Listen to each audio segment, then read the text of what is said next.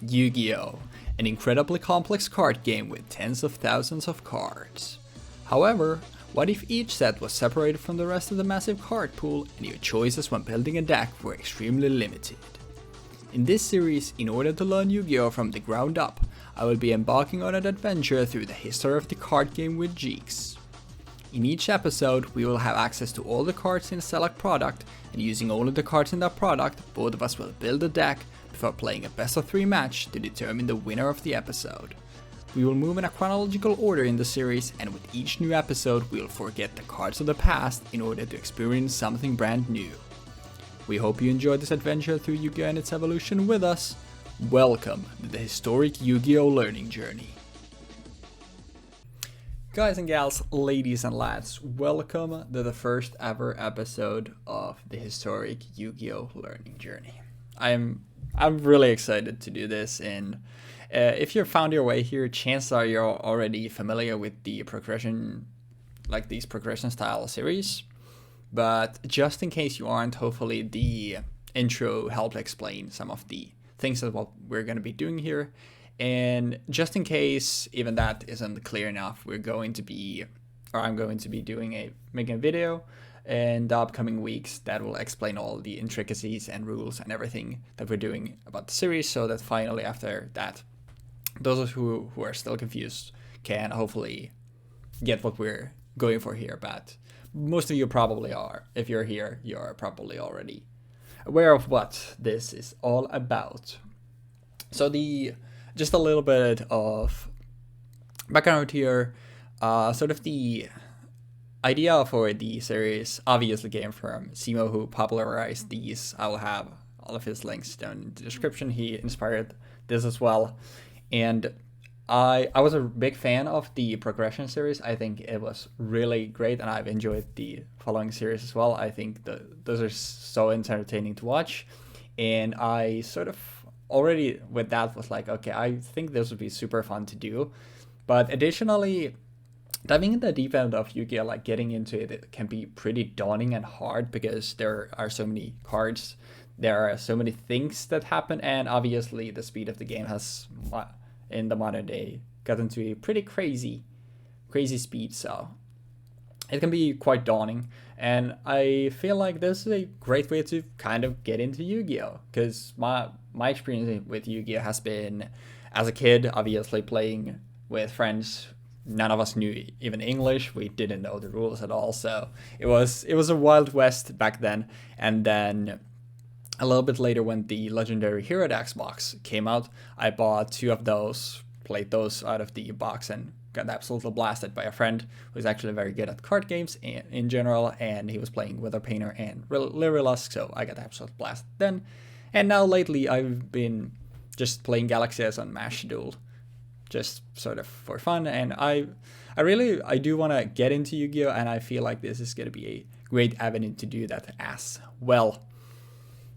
So, the set itself, Legend of Blue Eyes White Dragon, released 2002 March. The set that started it all. And actually has some notable cards here. I'll just do a quick rundown of like some notable cards in the set. So I obviously won't talk about everything, but there are a lot of just bad vanillas. That's going to be a trend starting off. But Blue Eyes White Dragon, obviously, the name card of the set, debuts here. Unfortunately, at the start, it's really not going to do much. Same with Dark Magician. There are a lot of just vanillas that don't really do anything in this set. And we got to go a little bit later when we get to the sort of meat of the set. But one trend that you're going to see throughout the set is cards like Aquamador. These normal settable or summonable monsters with 2000 defense. And this is going to be a pretty important breakpoint in this set. There's also Giant Soldier Stone. There are multiple cards like that. Then we get to some of the spell cards.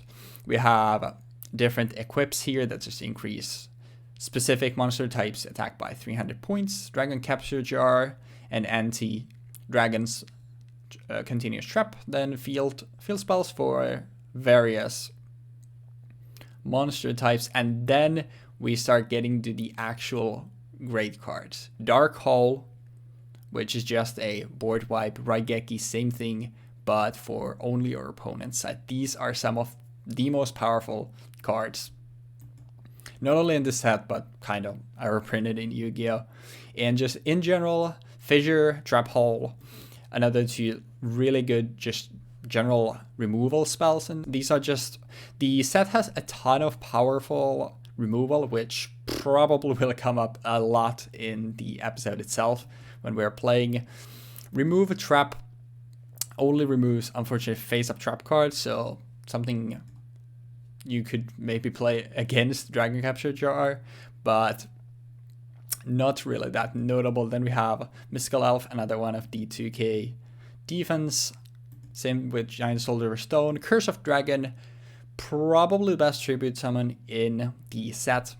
A level 5, so it needs one tribute and 2000 attack, but notably, yes, you need to tribute summon to have equal attack to the defense of some normal settable monsters. So yeah, this is a very defense-sided set for the most part. Yorbi, one of the better normal summons in terms of attack, 1500 exactly. We have one more card, actually, that's a little more than that. Red House Black Dragon also debuts here. Reaper of the Cards, a tributable flip monster. Interesting, but not very good. Spirit of the Harp. Ending, I think, is final of the 2000 defense monsters in the set. There are also a bunch of just bad fusions. They're all just 2 specific cards to make a vanilla.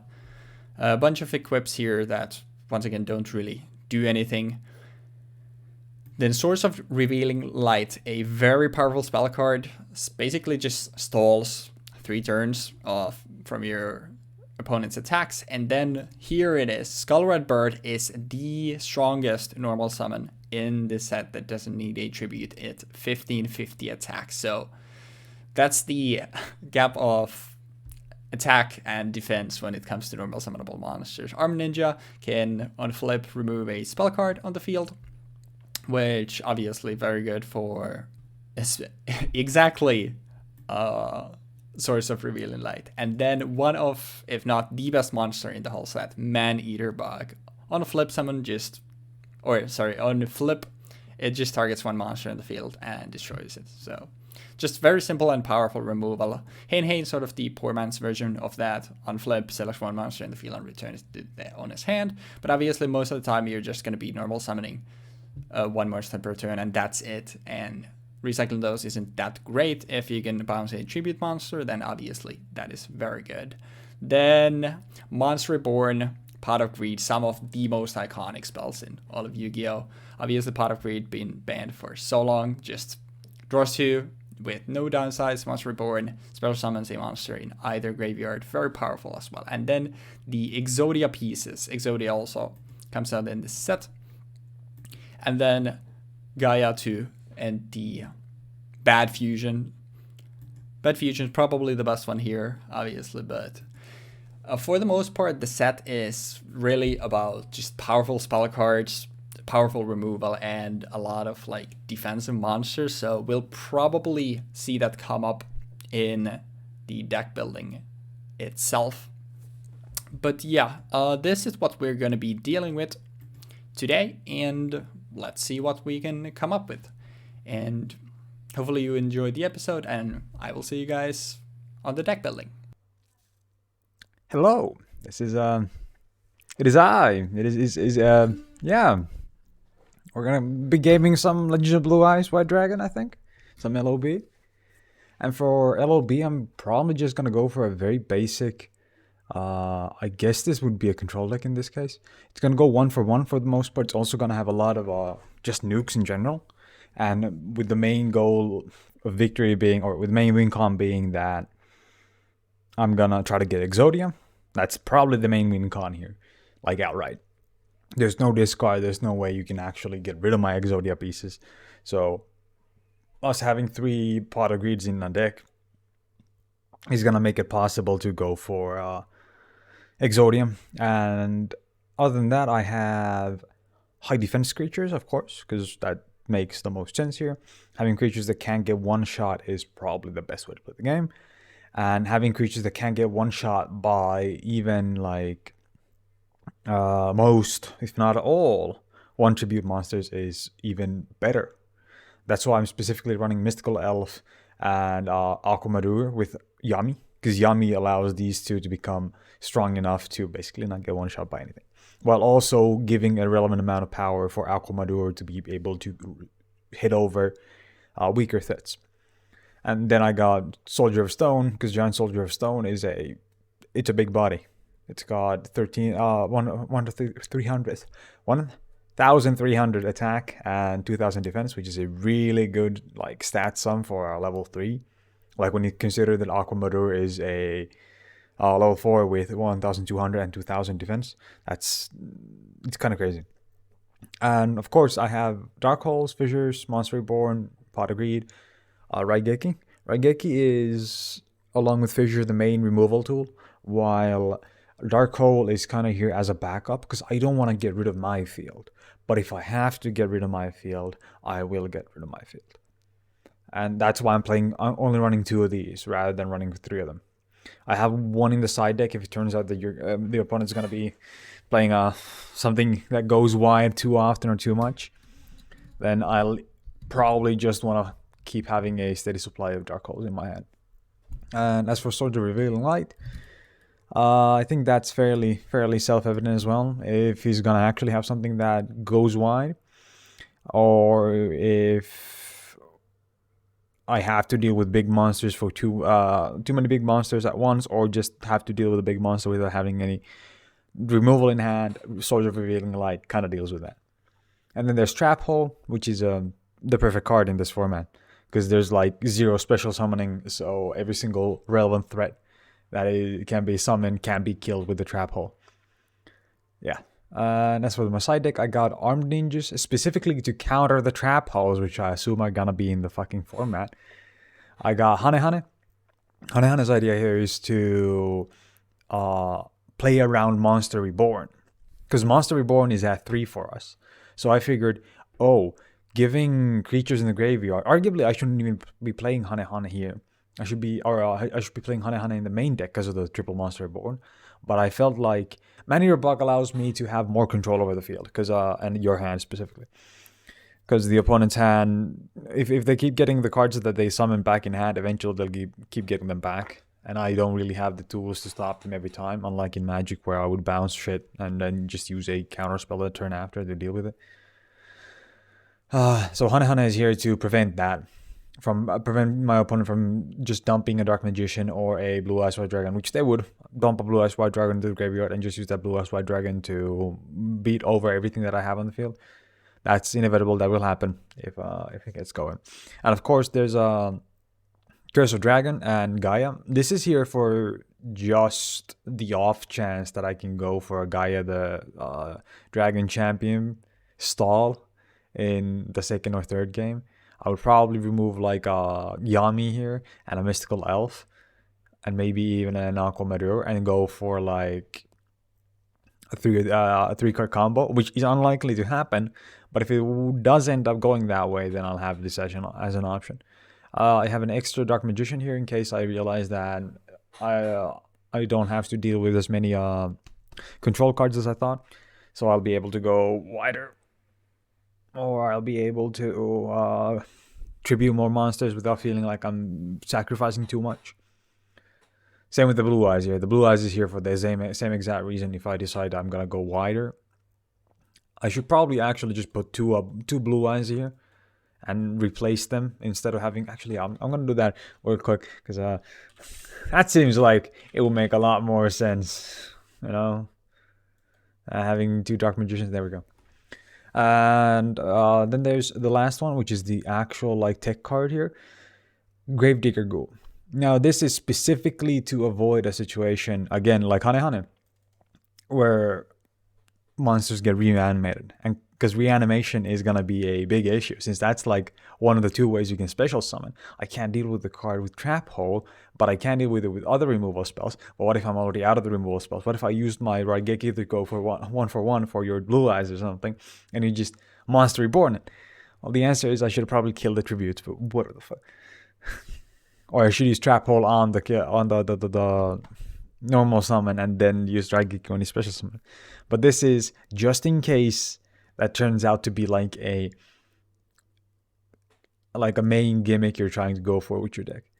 Because I was thinking about how you could draw. We start with 5 cards because of the fact that we're probably going to be playing with the old rules. We're going to draw on turn 1.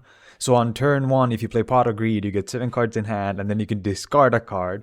So you can effectively set up the graveyard for Blue Eyes White Dragon or Dark Magician on turn 1, which is scary because then you can just pop that out on turn 3. And yeah. But overall, I think I'm not going to perform really well with this because I don't think... this doesn't fit the way I normally play the game. Like this game is this deck is way too arguably proactive even. Like it looks like it'd be reactive because of the fact that I have so many removal spells that specifically expect me to make a decision based off of what you have on the field and what I have on the field. That I don't know if it will perform, but we'll see. But yeah, I wish you good luck. Yeah. May the best man win.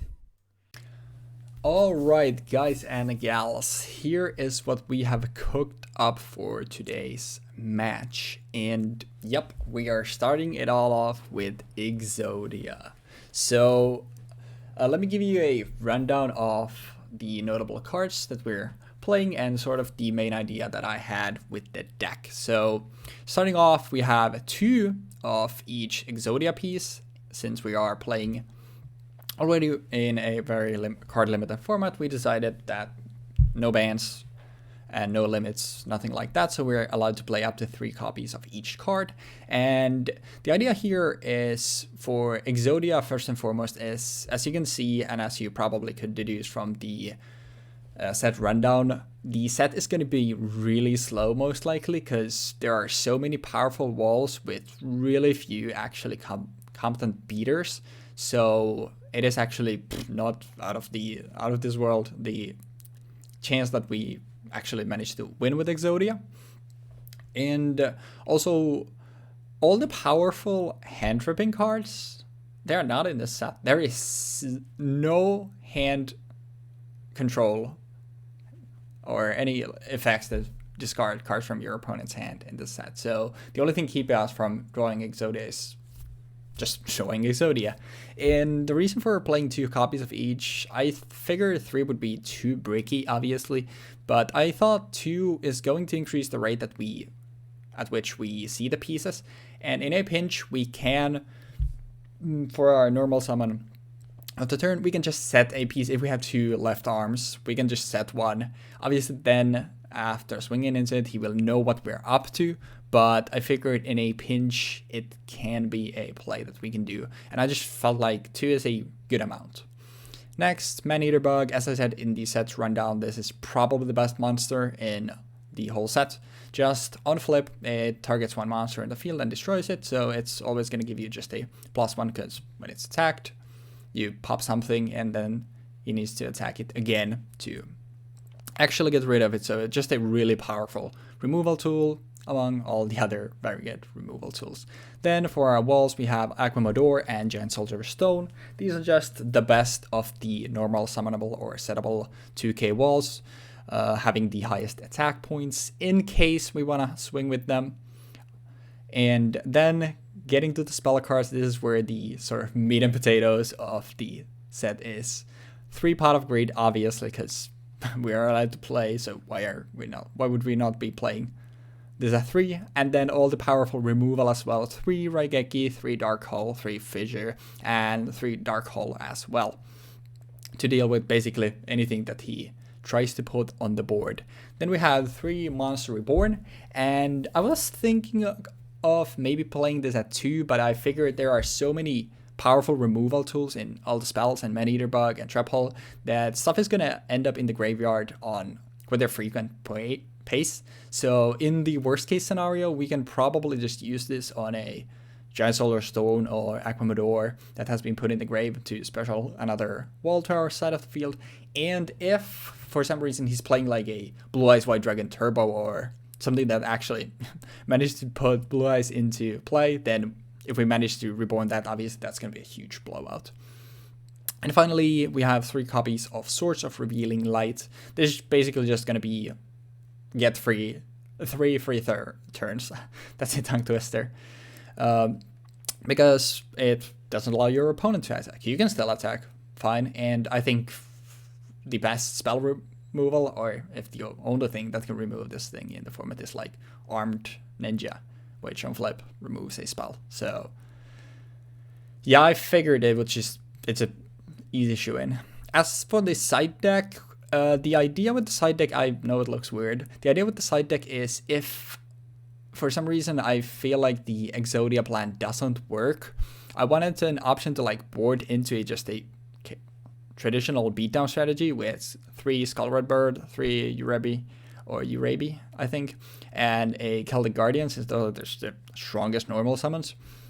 And then also a single Blue Eyes White Dragon for the Magical Fairyland, where we actually get 2 tributes on the field and then 2 Curse of Dragon, because it is probably the best tribute summon in the whole format. So these are like I can board out of the 10 pieces of Exodia for these 10 cards if I feel like it, but we'll see if that comes up, because obviously Skullred Bird can't beat over any of these, so we'll see if that comes up. As for the rest, we have 2 Hain if I just feel like I need more removal. Hain is a bad man-eater bug, but it can still deal with stuff, and if he manages to put on tribute summons, then obviously Hain is then going to be really good. And then finally 3 Dragon Capture Jar if, once again, he's actually putting Blue Eyes on the field. And if I don't find a way to remove it from the field, this is another way that we can at least protect our life points from the swings. As for the extra, or fusion deck, I guess, it's just a bunch of crap from the set that we're never going to see. I just figured I'd throw it in there to maybe throw him off. Maybe he'll like look and see we have an extra deck and be like, huh, is he actually playing some fusion jank or something? But I don't know. It's mostly there just for the flavor, and most likely won't matter at all. And we're not gonna see any of these guys summoned in the episode mode, most likely. But yeah, that is what we have prepared for the match itself. And with all that being said, let's go see what Jeex has come up with. And ladies and gentlemen, it's time to get your game on, and I will see you in the dueling zone. Ladies and lads, welcome to the duel zone, and welcome to the first ever episode. How are you feeling about this format, and how about the set, Jeex? I'm very scared, I'll be honest. I don't know if the set's got enough power in it to be interesting to play first off, and I don't know if the games are gonna be all that interesting just based off the fact that the deck that I've made is toxic as shit. There might be 2 of us in that case, and let's just say that we're probably gonna be seeing a lot of green, most likely. So yeah, good luck. Oh, change it out. I was gonna pick rock. Gotcha. I think going second is the play, because the battle phase and the extra card probably gonna do a lot. So I'm just gonna set one, and I'm gonna set another one, and I'm gonna pass. The good old set 2 pass. Yup.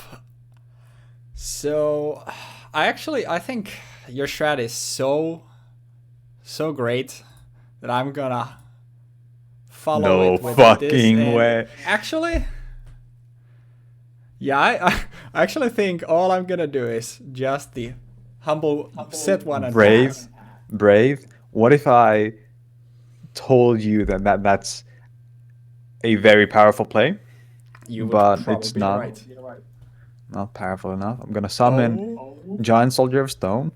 I'm gonna go into my battle phase. I'm gonna attack your face down. You're never going to guess, but it's No Aquamador, another big dude.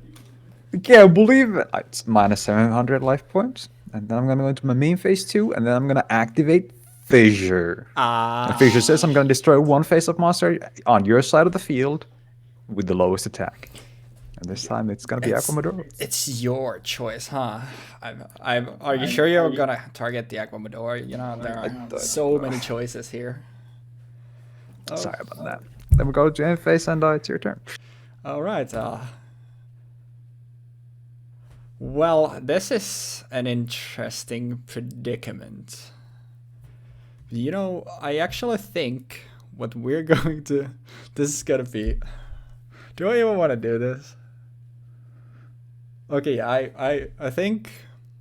This might be awkward, but I think we're gonna do this. So we're going to set one, and then we're gonna fire off this Monster Reborn, targeting my own Aquamador, and we are going to special that back on the field in defense. And with that, I think we're just going to... also, I just realized I haven't clicked the phases. That's my bad. I'm new to I keep forgetting about that too, don't worry.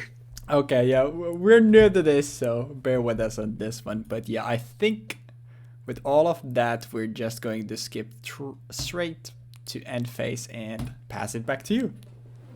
Okay. I mean, that's a respectable play, I'll be honest. Setting one and summoning another on Monster Reborn, that's pretty good. I can totally see where you're going with this, but no. What if I told you that that's all for nothing? Well, this is gonna be a little bit awkward. So yeah, Aquamador goes to grave, and another thing that goes to grave is my right leg of the Forbidden One. Oh, funny that you would happen to have the right leg of the Forbidden One in your deck. How? You know, it's just it's a great defender. You know, it's say 300 defense. It's really beefy. Trust me. It's pretty big. I won't lie. I think it's got a respectable body there. So. But I'm gonna keep on swinging now. I'm gonna swing face with Giant Soldier of Stone. Yeah, that's gonna be 1300 to the dome. Anything else you'd like to do? I think we're just gonna pass here. All right. So I think my Giant Soldier of Stone is fairly safe here. I think there might be a fissure in his future. Nah. That's not legal, dude. You're not allowed to do that. And yeah, I think that might just be all she wrote for my turn, though. So I think I'm gonna pass it back to you. And what if I happen to flip summon an Aquamador? Well then. But I mean, that's a power play. Not only that, what if I also normal summoned an Aquamador? And I went face. And then you overlay them for Utopia? Yeah. That's double or nothing? Double or nothing for game? Yeah, for game. Or and then we simply pass. Okay, Heart of the Cards, give me... That is something I am going to set one in main one, and we're going to skip to the end phase and pass it back to you. This is exhilarating gameplay, folks. This is Yu-Gi-Oh! At its finest, ladies and gentlemen. This is peak Yu-Gi-Oh! It doesn't get much better than this. So next up, we're gonna do the same play we did on turn one, by the way. We're gonna attack your face down, which is probably a Man-Eater bug, right? Or a Giant Soldier Stone of my own, actually, this time. That was unexpected, I won't lie. I'm gonna go to main phase 2. I'm gonna change the Aquamador that was in attack, the other Aquamador that I didn't attack with in the defense position, and I'm gonna use Fissure on your Giant Soldier of Stone. Well, I mean, that is a good play. Before you do that, please take the 800, because it is definitely going to matter with this beatdown style that I am playing here. And yeah, then I think I will pass. Okay, well, once again, I am going to simply draw the best card in my deck. And yes. I mean, that might as well be the best card in my deck. That's a fairly good card, I won't lie. Both of my Aquamadors are gone, just like that. And with that, you know, the board is quite empty here, and I think that'll be fine for me. Your single back row can be the sole survivor. And back to you. What if I why are you looking at my graveyard? There's nothing there, you know. What if I activated a card called a Monster Reborn? Oh. And I used your Giant Soldier of Stone in attack position. Well, I mean, that is a play you're allowed to make, I guess. That is indeed a play. And I'm gonna attack you in the face. That's gotta be minus 1,300. Yeah, it's 1,300 to the Doman. I am getting quite low here, actually. It's your turn. I Your move, Yugi Born. I am going to draw a not as pathetic card from my deck, because it's a card that I can actually set on the field, and you know, the gameplay is so exhilarating that I think I'm gonna have to pass it back to you once again. This is getting This out of hand. peak Yu-Gi-Oh! Truly. I'm gonna cast a card called a. Let me just double check this. Yes. This works as intended. I'm gonna activate Swords of Revealing Light. Now, Swords of Revealing Light says that you turn up all of your face down cards first off, face down monsters first off, and then until the end of your third turn after this, you cannot attack. Oh, okay, yeah, it's my turn. Gotcha. So, Yeah. okay. That's a pretty good card. It is a pretty good card. Oh, I see. We have similar aligning Yeah. interests here. Strangely, it's kind of resembling the same deck actually. Yeah, I mean, you know, it might be, but yeah, I'm going to draw and. I do think you're kind of disadvantaged here, by the way, because you lost your secondary win condition. I mean, you know, we're cooking something here. We're cooking something. I do think, first of all, I'm finally going to actually go to main one. And I think what we're going to do actually is set a card face down, and yeah, I think that'll do it for me. Back to you, and turn one on swords. Okay, turn one. I think I can. Yeah, there are counters here, so I think we can use those to track it. If you drag the chip under. And oh, nice. That's crazy good. This works. I think I'm gonna.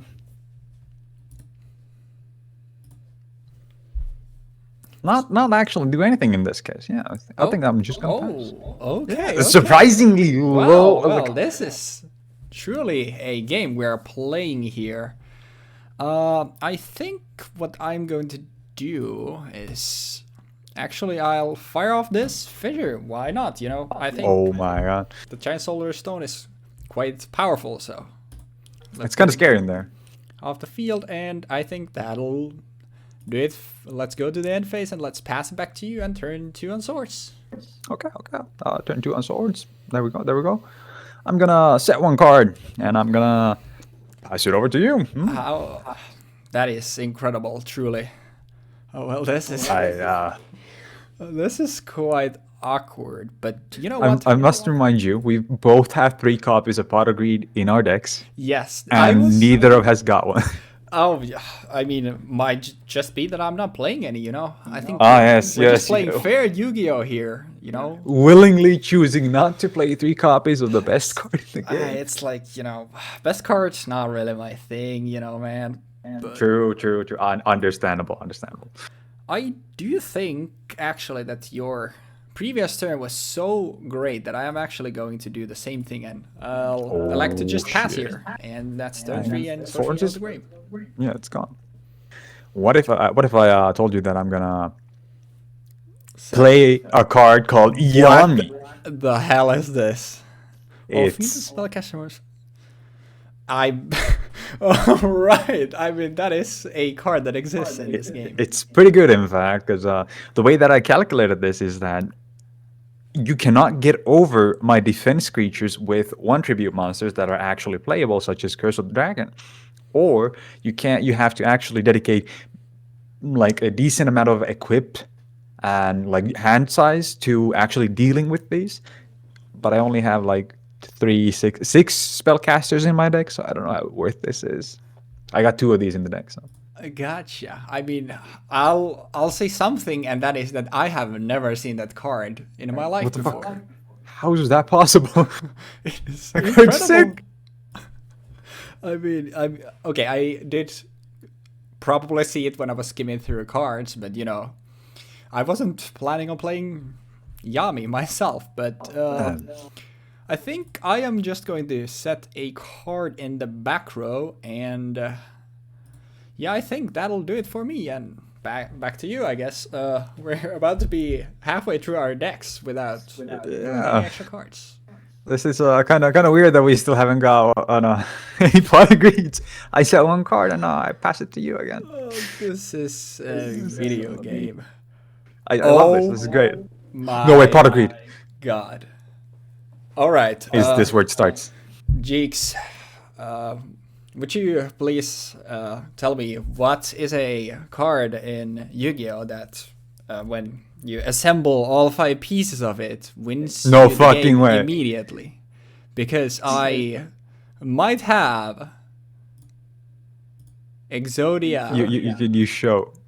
Oh yeah, I can actually. Yeah, I can just reveal. Oh, you had it too. Okay. So, yeah, of course. Okay, so here Dude, it is. this is. How is this? I didn't even read. Ah, man, this guy's got multiple copies of each piece because he's so brave. Yeah, I figured that, you know, there are so many bad cards here, so I think I'm going to just play multiples. So yeah, setting the 1 foot was actually sort of a bait, but also just something that I had already a copy of, so I figured I might as well do it. But I mean, yeah, that is Exodia assembled, and that's GG. That's GG. Yeah, that is game 1, and let's go to game 2 then. I'm gonna go first again because the fact that going first is objectively superior because I get to attack faster. Wait, no. Yeah, I'll go attack. Yes, that's what we're definitely doing here. Yeah, that's what I am doing. What do you mean? I'm gonna. Good luck.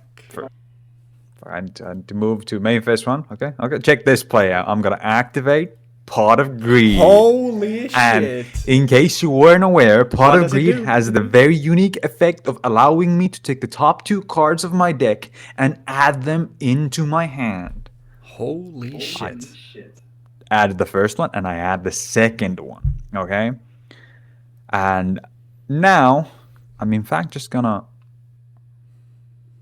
I'm just gonna set 1 card and pass. That is crazy. But that is a play that you are allowed to make, so I guess I'll have nothing to say to that other than I am going to set a card of my own, and actually think I'll set another one. And with that, I will pass it back to you. Okay. Now I shall flip summon. Oh. I am turning my man-eater bug face up, and I target your face-down monster, and I destroy it. That is Aquamador going to the grave. And there you go. Goodbye, Aquamador. Goodbye. And then I will attack directly for 450 damage. The man-eater bug beat down. It's too powerful. It's kind of disgusting, I'll be honest. And then I shall pass it over to you again. I accept the turn, and no way. This is so awkward. Nah, I think I will just set another card, and yep, that'll do it. Back to you. That'll do it. Okay. I'm gonna activate a little known card called Swords of Revealing Light. Well, that will indeed reveal that this is an Aquamador. I will then activate. Oh fuck! I accidentally clicked my. It's gone. Yeah. Activate Fissure to kill your Aquamador. That is Aquamador number 2 gone. Goodbye, Aquamador. I can't believe this keeps happening. How is this possible? Then you take 450 damage. Man, this man-eater bug is really getting in, huh? It's a man-eater bug beatdown. Yeah, I can't deny that anymore. Huh? All right, I will. Well,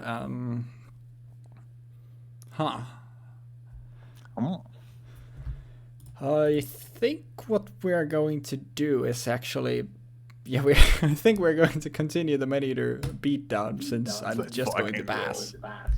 I'm going to. Oh yeah, and turn 1 on swords. Oh yeah. My bad. I'm gonna normal summon Ecuador. Oh, that is a card. You can do that, yes. So Yes, will... yes. Actually, yeah, you know what? Oh. I don't think I ever get to do this otherwise. I'm just going to trap hold the Ecuador. Then Ecuador is fucking gone. He's Dead. dead. And I will take the 450. 450 again, yeah. And then it's your turn. Thank you. I figured that, yeah, we're never going to actually, we never actually normal summon stuff, and it just flip summons all the way, so might as well deny a little bit of damage there, but I think I like your sword so much that I'm going to fire off my own swords, because, this man-eater bug is really threatening my life total here, so... Acceptable. I will not deny you. And with that, I actually think I feel safe enough to pass it back to you. I'm gonna change my man-eater bug to defense position.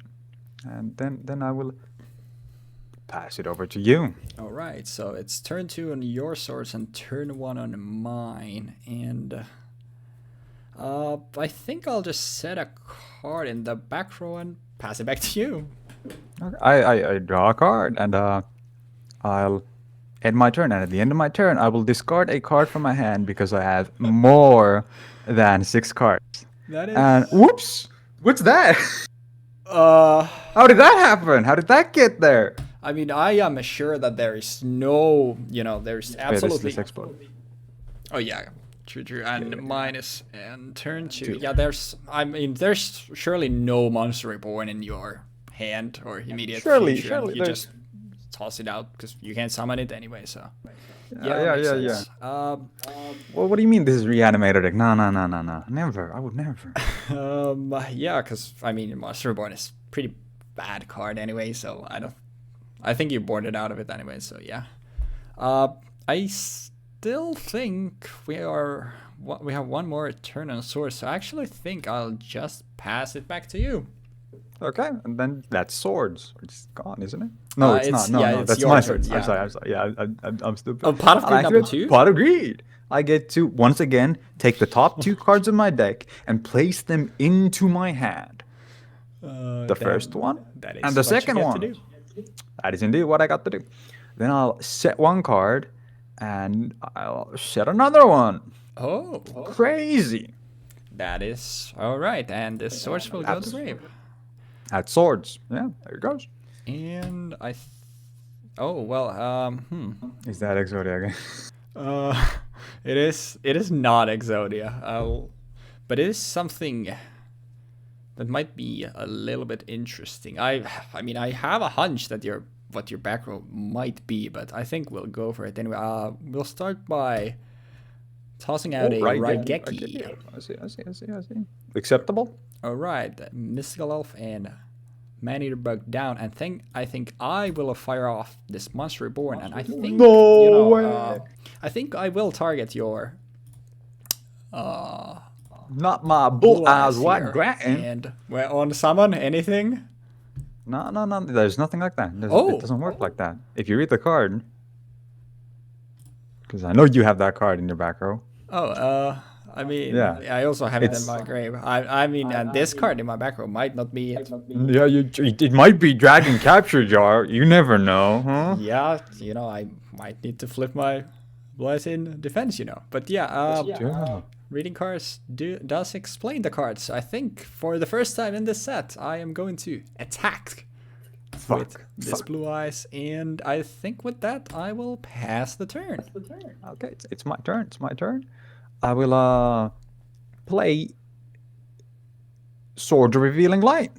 That you will. And I will pass. Alright, so this is the game that we're once again playing. I think I am just going to set a card and pass it back to you. Turn 1 on source. One counter. I think I will set one card and I'll pass it over to you. This is truly the peak of Yu-Gi-Oh, ladies and gentlemen. The fact that we got to where we are currently in Yu-Gi-Oh from this is kind of insane. What do you think about it? Some people would tell you that this is the golden age, and There's the golden age. I mean, can you say that they are wrong, huh? I don't know if you can. I honestly can't know. Yeah, I think I will just pass it back to you. Turn 2 on swords. Set a. Oh, I don't think I even need to set a card here. I'll be honest. But if I don't, I lose some cards. I'll just set one. That is understandable. I will start off my turn and. Yeah, I think we will set a card in the back row, which, I mean, it could be anything. And It could be anything. with that, I think I'll pass it back to you. Okay. In fact, because I think it might be anything, I am going to make an insane play. I will flip summon Armed Ninja. Oh. And I will target the spell trap that you just set. And you need to reveal that card. I will reveal And if it is a by spell, tossing it to the grave. It is a fissure. there we go. Armed Ninja, This huh? is what true gaming is. That is also a play. Oh, yeah. that, by the way, yeah. Also, I'm gonna play this card. Oh, okay. Well, Yeah. Aquamador and Blue Eyes White Dragon to the grave. And everything from my side of the field also gets fucked. But that is not all. Oh. I will activate Monster Reborn. Targeting I will the summon. ninja, I'm assuming. Yeah, sure. Yeah, this is a fun looking ninja, isn't it? Or Yeah. I guess that works too. And then I will attack face. Blue Eyes White Dragon. I will take 3,000. 3,000. That's pretty big. You know, I and then I will. Yeah, I think we can actually. Personally, I think we can go back to the man-eater bug beatdown rather than this. But you know, that's just me. We did talk about how nobody made Blue Eyes White Dragon Turbo, right, during the sighting. So. I mean, that is true. That is true. I think I will fire off this Dark Hull since I think your Dark Hull is so cool. And then I think I'll also play this no way. You'll never know which card I'm going to target. That's insane. How is that possible? And I think with that, we'll go Battle Phase and swing this Blue Eyes White Dragon. I think this might be GG. I'm not gonna lie. And it's looking kind of slim. I think with all of that, I think I'll set a monster since I haven't normaled and pass it back to you. Best of luck. I don't like the silence. I'm gonna go to main phase 1 and I will set one card. Okay. And I will pass it over to you. Well, not what I was expecting, but I will graciously accept. And you drew Exodia. No, there's no Exodia, unfortunately, but I think there is this man-eater bug that I'm going to flip some target your No! And it's GG. Yeah, I was gonna say I think man-eater bug is too small, and then I think this Blue Eyes White Dragon might finish the job. That's GG. GG's. I can't believe this. I can't believe I got beat out by Exodia in the first fucking game, dude. That was the unluckiest fucking game possible. Oh, yeah, you have 4 pieces of Exodia. How interesting. How? Bro, this set is one of the sets of all time, certainly. It was the first one. It was the best of times, it was the worst of times, but at least they had the starter decks back then. That is a great point. But yeah, so you were playing only one of each Exodia piece? Yeah. I figured that playing multiple copies of Exodia would make it too inconsistent to have any other game plan. Mm-hmm. So I figured I'm gonna go for Exodia as an alternative while having the clear game plan of stalling out into Exodia while also having beaters that I can summon out as need be. Gotcha. While also having full board control. I did not even consider the idea of I can just play with 3 copies of every Exodia part, and because the game is so slow, I'll get them eventually. I was like, nobody would ever play 3 copies of Exodia. They saw the anime. They know what happened. Okay, in my defense, I was playing two copies of each piece. Oh, yeah, So, yeah. and my plan, so my sideboard was I had three Skullred Bird, three Yorubi, and I think one Celtic Guardian, then Oh, yeah. two Curse of Dragon, and one Blue Eyes White Dragon. And the idea was that if for some reason the Exodia plan doesn't work, I can board out of all the Exodia pieces and just go traditional beatdown because all of the spells are so insane. I'm gonna play them anyways, so those Yeah. don't matter. So that was the plan, but I guess because I mean, yeah, we these games were so slow that Exodia just either wins or in this case I get one Blue Eyes White Dragon from your side of the field, and that's just the game. Yeah, yeah. I mean, to be fair, if I had drawn my next card, this was in my hand, you Oh. saw it earlier. But my next draw, we Oh. would be in a good situation. I have to say. So quite unlucky, I'll be honest. What did Yeah. I have left in my deck, by the way? Let me just see. 3 turns and I would have drawn the final piece I needed for Exodia. Oh yeah, I would have needed 3 turns as well. That's quite unfortunate. Yeah, that is. But I mean, I think these were like pretty good games in showing like what are the viable cards and what are not. It's Yeah. good spell cards and Man-Eater Bug, and then just a bunch of stuff with a big defense stat. Yeah, because there were no good offensive creatures at level 4 or level 5 even. Because level 5, the best level 5 creature in the set is like Curse of Dragon, because I think it's the only decent tribute monster. It has 2,000 attack, whereas everything else has less than 2,000. Yeah. So you can actually use Mountain with it and use the Dragon Power thing with it. But the thing is, back in the day, you could only have one field spell active on the field at a time. Oh yeah, yeah, yeah.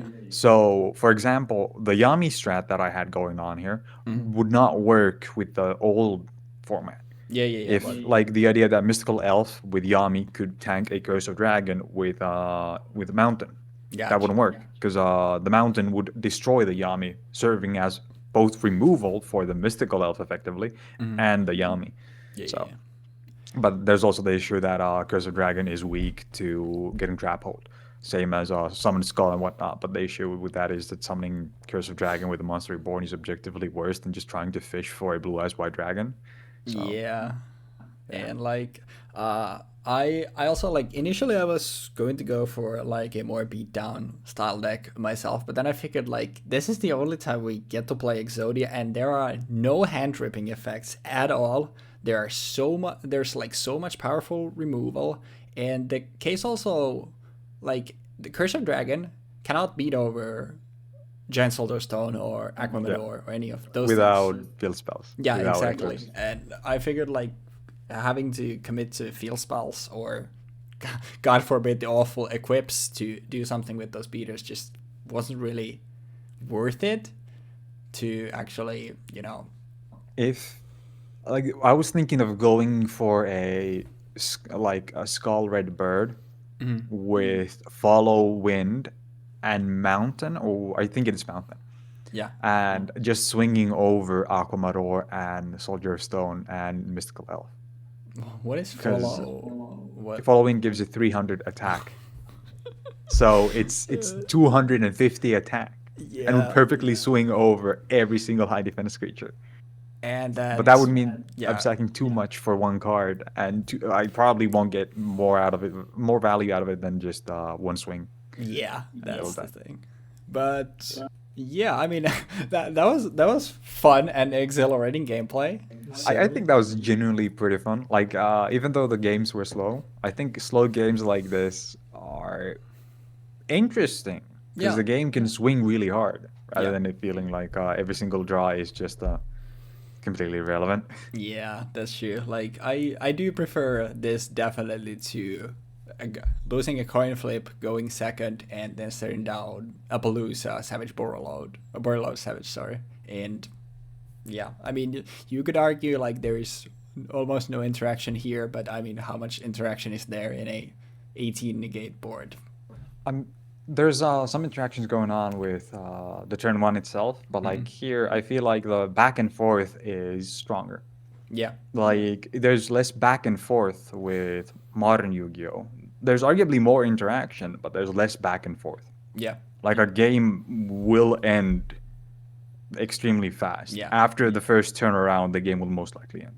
Yeah, that's true. And that's kind of the problem, rather than it just being a case of not being any interaction. Yeah, that is true. And like definitely, well, I think this is like a pretty fun format actually, like having a very limited card pool. I'm sure in some cases it will result in us having probably similar decks, but I feel like there will be like enough variety, and if something happens that we're basically every time just playing mirrors, then we'll have to figure out something to accommodate that. But I think for next time when we're doing the structure decks, I figure we just do that one of us plays one and one of plays the other, and then sort of let's just imagine that you have 3 copies of that structure deck, and then you just construct a deck of those cards. That sounds good. I think that sounds good because otherwise it'll just be Legend beat down, right? Yeah, that's true. Yeah, because both of us will be playing Legend, Okay. and most likely we would be equipping shit to Legend. I mean, I think. Yeah. I think Legend is a fucking spellcaster. Anyway, I think it was a fiend, right? is it a fiend? If I it mean, is, then you'd. Yami works. It's a fiend. Yeah, either yeah, way. yeah. Yeah, so you could play. Oh wait, but it's 1,800, which would make it not swing over Aquamador and stuff. So you wouldn't even want to play Yami Oh yeah. because Aquamador also gets stronger if you have Yami on the field. Wait, is Aquamador a spell? Yeah. That's why I put it in because it boosts Mystical Elf and Aquamador, so you can use it to pretty solidly wall everything. Yeah. That actually, the Yami makes a lot more sense now. It was funny. Yeah. I'll give it up. It was very funny. Damn it. But yeah, Doubted me. I did. I will admit that the moment you dropped Yami, I was like, what the hell am I looking at? But yeah, that'll do it for this time, and thank you for the games. They were, like you said, I really enjoyed it, and I think this is gonna be a really fun format, and I think it'll be like really cool seeing how stuff changes as we move along, and sort of what are we going to play in these like super limited sets. But with all that being said, thank you for being here, and thank you for watching, and hopefully we'll see you next time. Thank you for having me, and see you next time. Yeah, peace.